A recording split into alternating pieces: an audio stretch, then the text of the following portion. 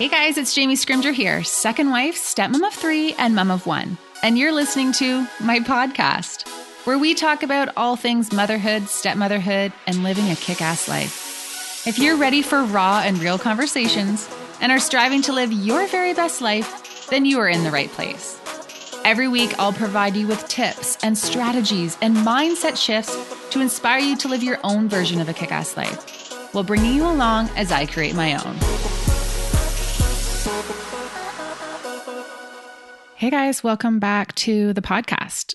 So on this week's episode, Darren is back and we are chatting about second marriages and why we actually think it is a good thing to be in a second marriage. And you know, every single week I get emails from stepmoms or DMs from stepmoms who are feeling insecure about being their husband's second wife. They are sad that they didn't get to experience those first together, and they're just struggling to find their place in their family. It's almost like they feel like they're the runner-up or the second best.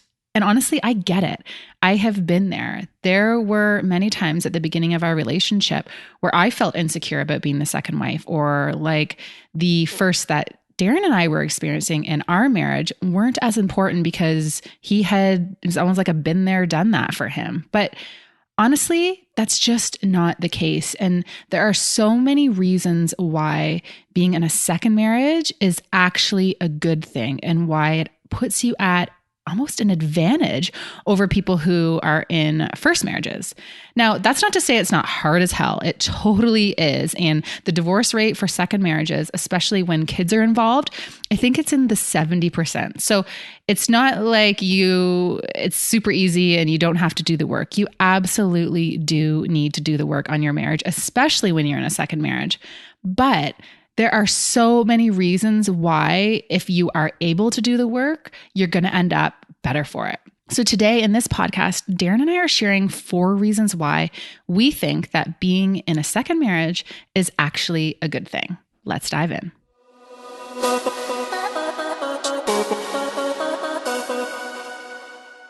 Welcome back to the podcast, Darren. Thanks. Another early morning. Are you excited to be here with me at 6:40 this morning?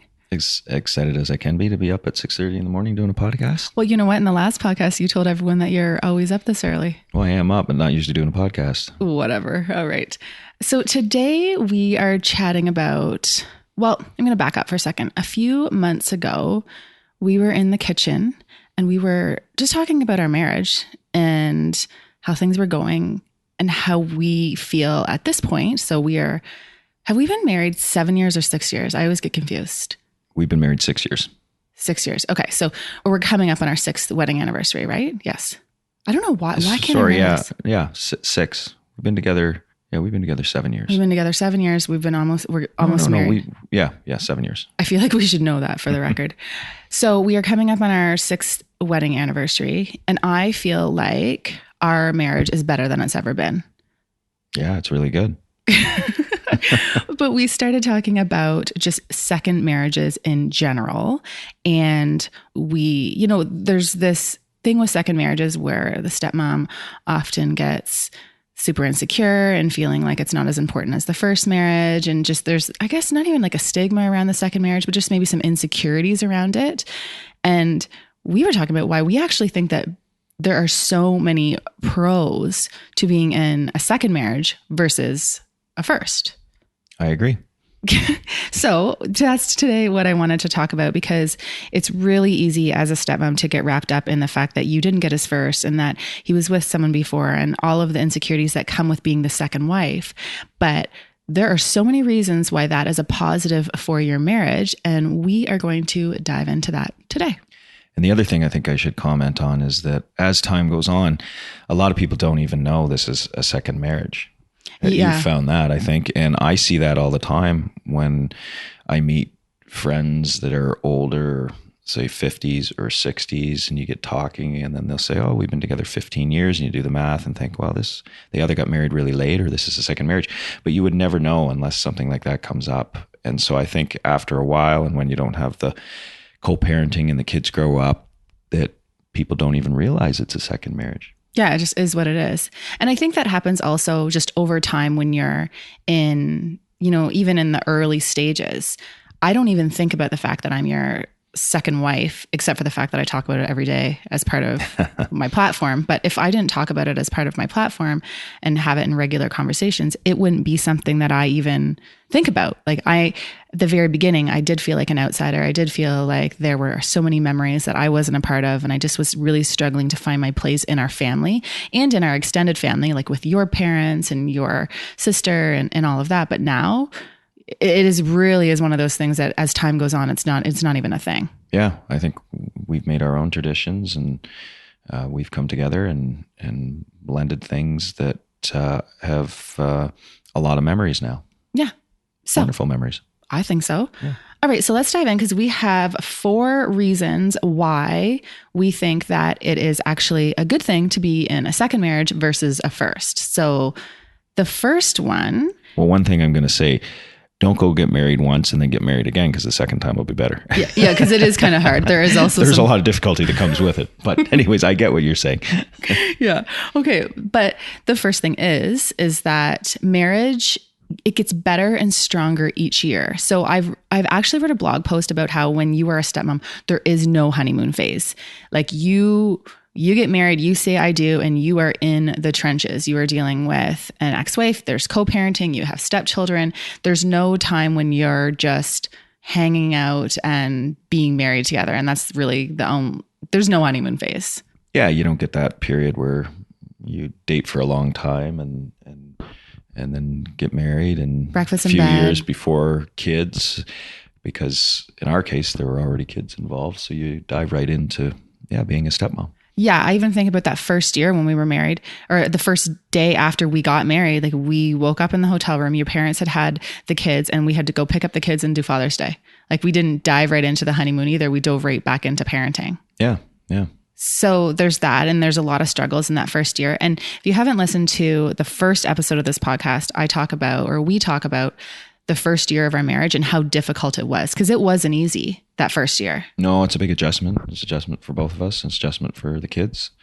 And it comes with its trials and tribulations. Yeah. But then as time goes on, so, you are dealing with the real stuff right out of the gate. So you have so many challenges that you need to overcome together. So that's almost a positive, because if you can get through those first few years and navigate your way through and come up with systems so that you can deal with all the extra stressors in a better way, you end up having a stronger marriage with stronger communication skills and just a stronger bond in way that you address tough stuff in life. Yeah, I think so. Because like you said, you get right into the trenches right away. So it's, you see some marriages that fail because they get married and they have the honeymoon phase and they have that time alone, and then they have kids, and then all of a sudden they're in this phase that is very different than what they were used to, and they grow apart. I think that's just one of the reasons. I'm sure there are lots of others, but that's one of the big reasons. Well, yeah, and they haven't had to deal with any tough stuff. So then when we get to the situation where you are dealing with the struggles, you haven't built those communication skills or those problem solving skills because you didn't have those struggles in your marriage. So for us, we dealt with all of the crap right out of the gate, and we, built those skills, if you will. We did. And, we say it was going right into the trenches and it was tough. It was also a lot of fun, and we have some laughs now and we have some great memories. And I think you can look back on it, and it was tough at the time and it made us stronger, but there are some great memories. And I think we alluded to that before, that now we have our memories. And I think it was that struggle that makes some of the best memories when you look back on it. Yeah, for sure. And I think that when you have struggle and you are dealing with stressors in your life, it's really easy to fixate on everything that's going wrong. But there were so many things. We had a lot of good times those first couple of years, but like, it was hard, Darren. It was hard for you because it was a big change from what you had been experiencing before we got married. Yeah. So I was used to the being busy and all of the activities that come with kids and working and then kid stuff, and you don't get as much time to yourself. You weren't. You were on your own. You were a bachelorette. You had lots of time to yourself. So that was a big change for you. I was used to it. So again, that's more pressure on you than it was on me. But then you also had to deal with me. You had to deal with a little bit of crazy And that for was me. a lot of pressure. Yeah. Well, but it was, right? Like we can joke around about it, but it really was. There were times, yeah, it was trying. And you had to deal with co-parenting and an ex-wife and trying to figure out how you're going to navigate that. Like there just was a lot in that first year. So, that's really what we wanted to kind of hone in, is that those first couple years, if you are in them right now and you're feeling like it's so freaking challenging, you are developing it's character building shit. Like it literally is. It makes you stronger and you're going to come out better for it. I truly believe that. I think so. Yeah. All right. So the second reason that we think that a second marriage is a good thing is that, well, this is a good thing for me. I get a better version of you. I really do feel like I get a better version of you than you were in your first marriage, because, as much as it's easy to look at your husband's first marriage and think that maybe he didn't do anything wrong and that it was all her or whatever, you made some mistakes too. It takes two to tango. It takes two people to have a failed marriage. And I'm sure you came out of that. Well, I know you came out of that marriage with some lessons under your belt and some new perspectives in terms of what's important. So I end up getting a better version of you than you were in your first marriage, because everyone just grows in life and you grow from your experiences. Oh, I totally agree. I think I learned a lot. And when you and I got together, I had learned from mistakes I had made in the past. I learned when to bite my tongue. You learn to negotiate a little better. Yeah, a little bit. Oh, can't imagine what that was like then. But yeah, and I've grown and matured as well. So you do learn a lot from the mistakes, and you look back on it and realize when you're in the thick of things and things aren't going great in a marriage, you just go with what your instinct is or how things are rolling. But now you and I are really good at sitting back, and when we have some conflict or we're not agreeing on something or one of us has a different direction that we want to go in, we're really good at understanding each other and sitting back. And so I do think you get a better version. I think you get somebody that's learned from their mistakes. And I mentioned it to you one day when you and I started dating. I know we moved along fast, or fairly fast, but I knew exactly what I wanted if I was going to get remarried again, because you made a mistake, or not a mistake, but you weren't successful in a first marriage. So you're not going to go do it again and be unsuccessful. You want to make sure that the person that you're with is someone that you think you're compatible with. And we can go into all of those things, but I was very confident in what I wanted. And our first date, we've talked about it, lasted 8 hours. Mm-hmm. And it wasn't an interview, but I learned a lot about you and what I really liked in that first 8 hours. Yeah, we went out for dinner and we literally sat there until the restaurant pretty much kicked us out. We just chatted the whole time. And it was wonderful. And I had been out on a few dates, but I knew right after that, this is somebody I would like to see again. And you really intrigued me. And I thought, this is a person that I could spend more time with. Yeah, no kidding. You asked me so many times after that first date, like the 24 hours or 48 hours after that date, do I get to see you again? Can I please see you again? Like you loved me. You really loved me. You really, you know what? You were really into me. And I always say, if I wasn't equally as into you, I would have been like, this guy is coming on strong. But we both knew what we wanted, and we knew that this felt right. It was a good bond. I mean, you don't always have that. Yeah. I went out on a few dates and I knew right away, I'm like, I don't think this is ever going to go anywhere. But again, I was intrigued by so many things you said, and we got along great, and we talked late into the night, and it was a wonderful first date. So I think coming off of a first marriage, if you're going to go into another relationship, and I'm not even saying marriage, you have a pretty good idea of what you want and what you don't want. Yeah. And I do think it's really important for people when they're leaving a first marriage and they're entering into a second, why don't you take a moment and really look back on that first marriage and think about what you could have done differently?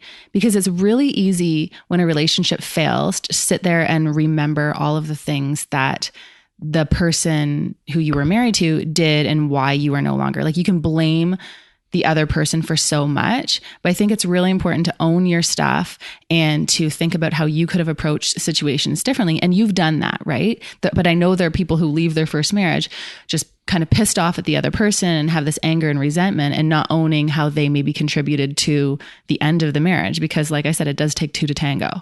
Yeah, exactly. I think too many people, the grass is green and then they go over the other side. It's green, maybe just a little different shade.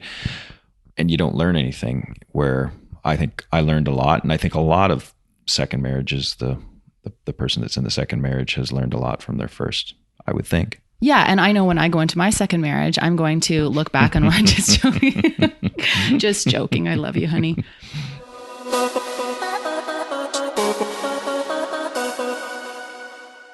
Hey guys, all right, I'm just going to interrupt this podcast for about 2 seconds here because I just want to make sure that all of the stepmoms know about the exclusive community for stepmoms that I just launched. So as most of you know, I write blog posts and post videos all about my experiences as a stepmom and about our blended family life. I keep it positive, but I don't sugarcoat the challenges, and I'm really here to provide stepmoms with tips and strategies so that they can show up as the best stepmom possible. I have an online Facebook group, a public Facebook page, and I'm all over Instagram. And guys, I cannot tell you how many times stepmoms have reached out to me and told me that they really want to engage with my content, but they don't want their husband's ex-wife or their mother-in-law or anyone in their life to see that they're struggling. They don't want their stepkids to stumble across their posts, and I totally understand that. I also have had so many stepmoms say that they've posted on my page or in my group, and then someone in their life has literally taken a screenshot and sent it to people in their family, which, by the way, I think is so brutal, but that's what happens with social media. It's not private. Anyone can see anything, and the internet is forever, even in closed Facebook groups. So knowing that so many stepmoms were struggling and craving that online interaction, but weren't comfortable doing it on social media, I decided to launch an exclusive community for stepmoms. In this community, you get exclusive content that's not shared anywhere else, regular interaction with me and my team, a monthly Q&A where you can ask me anything and everything, and unfiltered conversations, all with the purpose of providing you with tips and strategies and a community so that you can show up as the best stepmom possible. And guys, it is all off social media. Even the forum is like a Facebook group, but not on Facebook. It is a private community that only members can access. So if you are craving privacy and support and friendship, and you just want to feel like you're not freaking crazy for feeling the way that you do, check out my online community. All the details are at www.jamiescrimger.com/membership.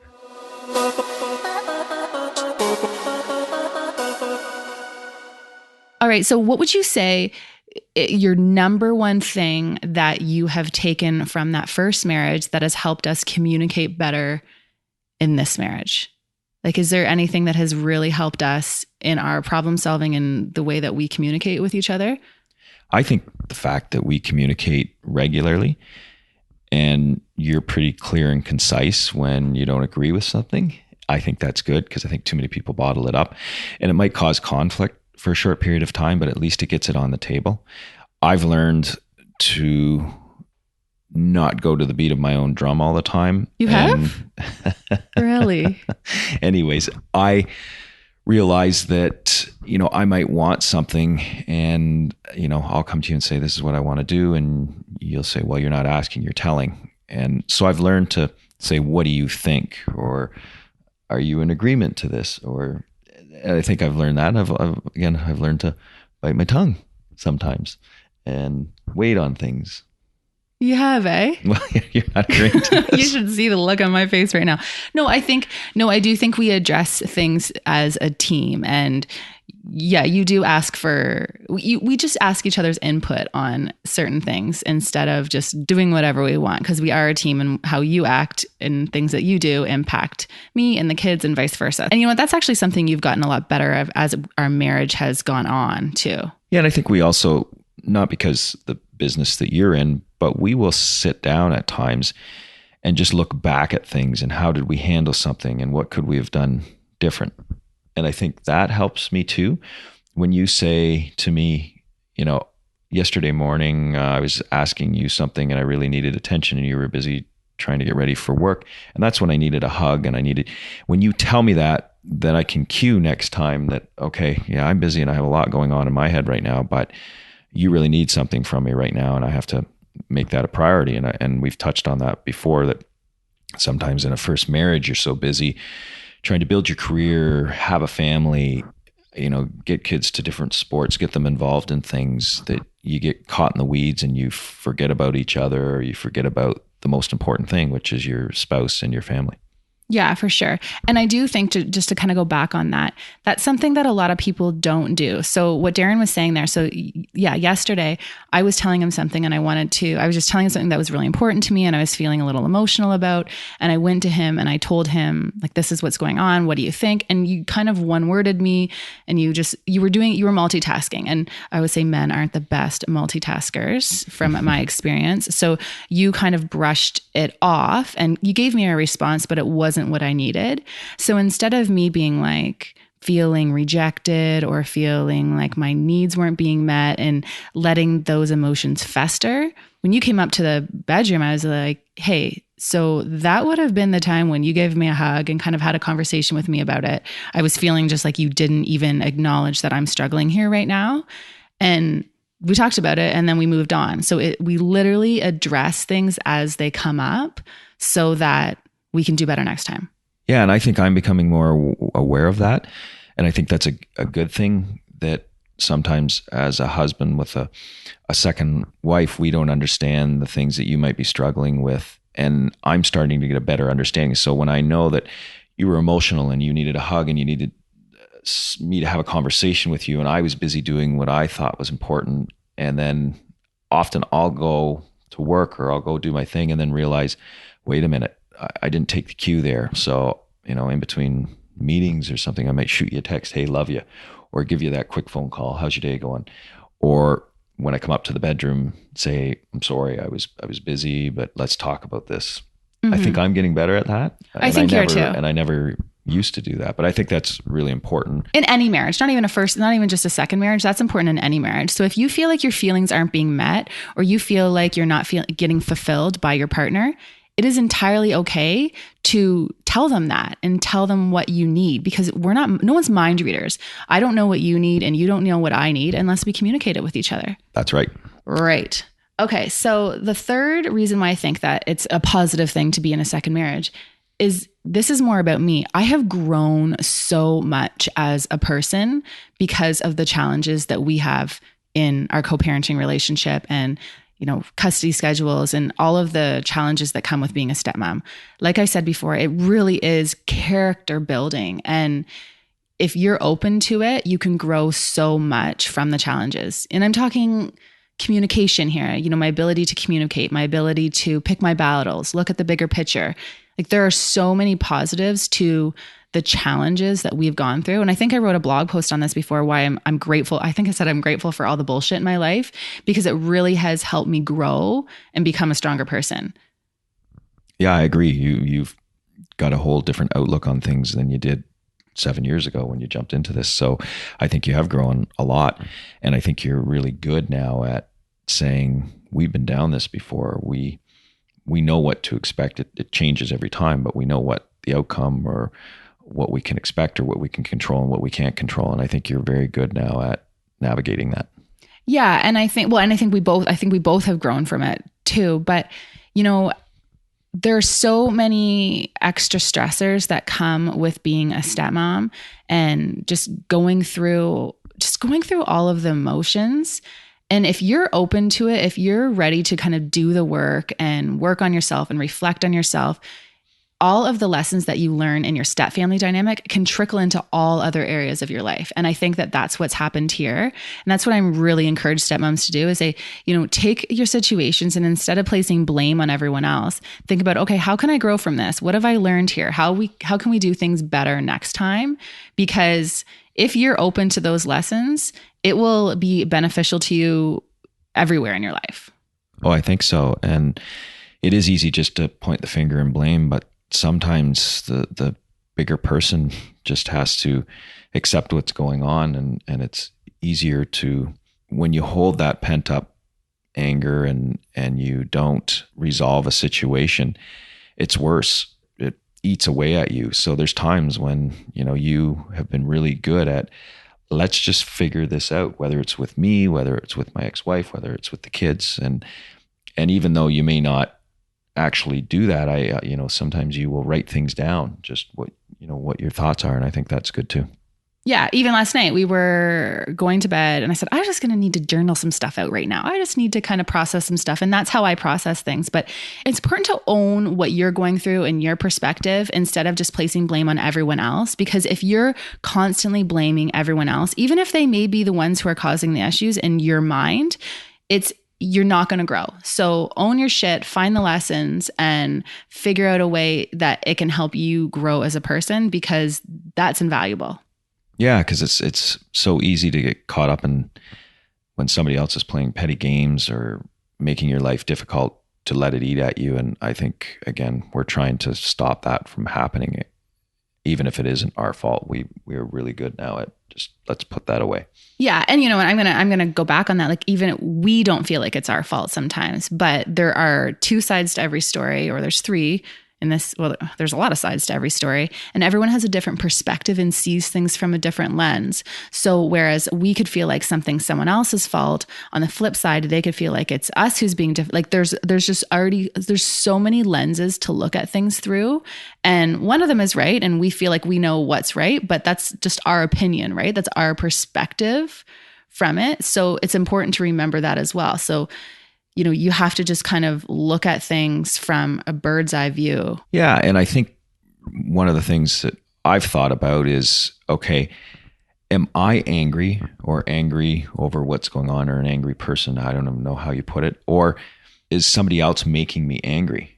And then once you figure out which one it is, then it's easier to, if somebody's making you angry, you just have to accept and put it away and try and deal with the situation. If you're angry, okay, what do I do to get rid of this anger?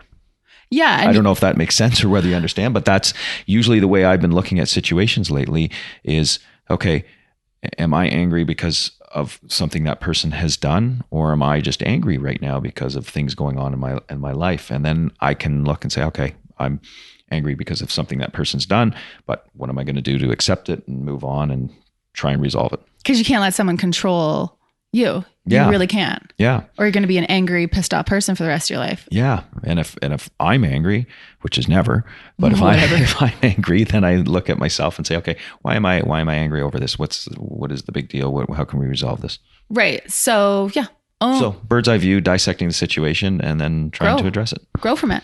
And learn. Yeah. Yeah. So the last point is that so many stepmoms feel upset because they didn't get firsts with their husbands. And this is mostly for the stepmoms who weren't married before. But, I remember the day before our wedding, I was feeling super insecure because I didn't feel like it was as important for you because you had done this before. And what made walking down the aisle with me different than walking down the aisle the first time? Or when we got pregnant, remember when I was sitting on the stairs bawling because you knew what to expect with labor and I didn't know what to expect. And I felt like maybe our baby wasn't going to be as important to you because it was your fourth and it was my first. Or even, moving, we've never bought a house together, right? You didn't get your first house with me. You did it with someone else. And there are so many insecurities that stepmoms have about not getting those firsts with their partner, and they feel almost resentful for it. And I've been there. I've had those tears for sure, but it's not true. And that's where stepmoms get in our heads. It's sometimes a good thing that you knew what to expect with a baby because I didn't know what the hell I was doing. So it was nice to have someone with some sort of experience around. But, the point is that it doesn't mean that the firsts with you are just as important as a first with someone else. Yeah. It's our first together, and it's wonderful. I mean, I love all the kids equally. So I don't know, I remember you were worried, is this child going to be as important to you? And yes, I love them all equally. And the same thing with purchasing a house, at the time, I didn't even think that was a big deal when you mentioned that because, at the time when I bought my first house, it was stressful. And I remember it wasn't the moment you think, and did things work out? And yeah, it's a moment you have, but I think you and I have done things and had our firsts and had glorious moments that have really made up for the fact that it wasn't first. And I think as you mature and when you're with somebody you love, it's a special moment anyways when we do things. Yeah, it doesn't actually matter. And that's the thing. You can get in your head and you can feel like it's not as important to them, but it actually doesn't matter. And I know it's something that stepmoms need to figure out on their own. So it's not like someone can tell you this and you say, okay, I'm not going to be upset anymore, because there are those insecurities that come from it. But just because you didn't, like, would you rather his firsts or would you rather his lasts? Right? Because you're not going to be sitting on your rocking chair at the end of all of this, looking back on your life, thinking about that first house or the memories that you had with your first wife. You're going to be thinking about the memories that you made with me, because I'm your life partner. So I would rather have those lasts than the firsts. Yeah. And when you're with somebody, it's special. And you look back, we've talked about that, some of the things that we've done over the last 7 years and over 7 years, and it's been wonderful. And I don't really look at things I've done in the past as, oh, that was the first one. I enjoy the moments that we have. But it is really, and I say this all the time, it's just, you have to let time do its thing with these things. Like, it really is, as time goes on, you'll realize what's actually important and what's not. And, I moved into the house that Darren lived in with his first wife and the kids before. So I moved in here, and, that first night when I moved in, I opened the drawer to put in my makeup into the drawer, and there was leftover makeup and just stuff from when his first wife had lived here. Like, some of the junk drawers had just their junk and their receipts from going away and stuff in the house. Like, that was really hard for me, because I didn't get to have that new house with him. I didn't get that fresh start together. And then I had these constant reminders that this is the house that he had lived in with another woman. And that was super tough for me. Those first couple of years, all I wanted to do was move. I just didn't want this to be our forever home. But as time went on, I put my own touch on it. I emptied the junk drawers. I organized things and put it just made it feel like our home and not their home. And now I wouldn't even really think about moving. Yeah, no, you've made it your own, and again, put your own touch, and you love the place. And, and I understand that when you first came in, but I think you've done a wonderful job making it your own and putting your own touch on the place, for sure. And, when that happened, when I'd be super emotional about it, you didn't get it. You didn't really get why I didn't like living in this house. I can remember you saying, it's not a big deal. It's just a house. I don't understand why you're so upset about it. I don't really think about her in this house anymore. I think about it as our house. But I think that's also super important for stepmoms to remember, is that you're just more emotional than your husband. You overanalyze things more than your husband. You're thinking about things more than your husband. And the things that you think are important aren't necessarily something that he's putting time into. Yeah, I understood a little bit, but not as much as you did. But again, it's back to that time thing. You've been in this house longer than I was in it before you came along. Yeah. So, by almost double. So we've been here a lot longer. So it's got a lot more memories with us than it does before. And I can even remember when, she would come up the driveway or be dropping off the kids or doing something. I'd feel a little weird. Does it feel weird for her that I'm sitting here in the house where she used to live? And I had this awful kind of pit in my stomach for a while. And now it literally doesn't even cross my mind that you lived here with someone else. Yeah. Yeah. That's the time thing. It's the time thing. And I had to do a little bit of purging. And change some colors and paint and flooring and a few things. Yeah. You gotta redecorate, you gotta do your thing, and we're kind of off on a tangent here, but as time goes on, none of this matters. So I think the point is, you can look at situations and you can look at all of the reasons why you can feel insecure or upset, or why they're challenging and why they make you feel the way they do. Or you can look at positives, because there are positives in any situation. There are lessons in every situation. And when it comes to second marriages, there are so many good things about being the second instead of the first, because you get to be the last and you get a better version. Much better. Yeah, I think so. All right, honey. Well, thank you so much for coming on again. You're welcome. Always a pleasure. Always a pleasure. All right. Thanks for listening, guys. Okay, guys, if you like this podcast, please do me a little favor. take a second and subscribe on iTunes, and then screenshot this podcast, give it a share in social media, and tell your friends what you think. And hey, don't forget to tag me so that I can thank you for helping me spread the word. Thanks so much, and I will talk to you next week.